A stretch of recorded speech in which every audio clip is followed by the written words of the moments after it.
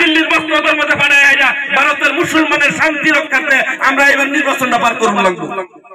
গতিকে এইবারের নির্বাচনটাই আমরা অস্তিত্বর জীবনের শেষ নির্বাচন হয়তো হইতে পারে। 26 তারিখের পরে আমাদের ভোট থাকবো, কিন্তু ভোট দেওয়ার হয়তো আর অধিকার থাকতো না। আপনারা ধরেন পার্শ্ববর্তী রাষ্ট্র মিয়ানমারের মধ্যে সর্বপ্রথম এইভাবে বিভিন্ন ধরনের মানুষের ভোটাধিকার সবকিছু কর্তন করে লাখে লাখে মানুষ হত্যা করে মিয়ানমার খালি করছে। কিন্তু পরবর্তী দিনে যে ভারতবর্ষ এই দশা না হইব, এটা কিন্তু অসম্ভব কিছুই না।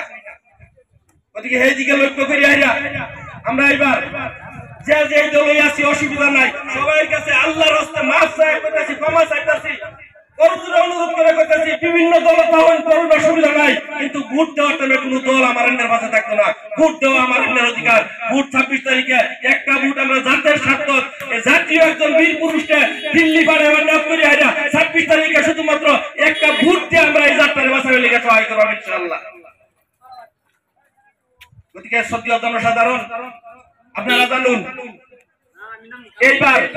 এইবার সবচেয়ে সহজ অঙ্ক, একটা সহজ অঙ্ক, যে অঙ্কটা প্রথম শ্রেণীর ছাত্র লেগেও সহজ। প্রথম শ্রেণীর ছাত্র লেগেও সহজ, কারণ হিন্দু ভোটের সংখ্যা হয়েছে নগাঁও লোকসভার মধ্যে 35 জন, আর মুসলমানের সংখ্যা হয়েছে 65 জন।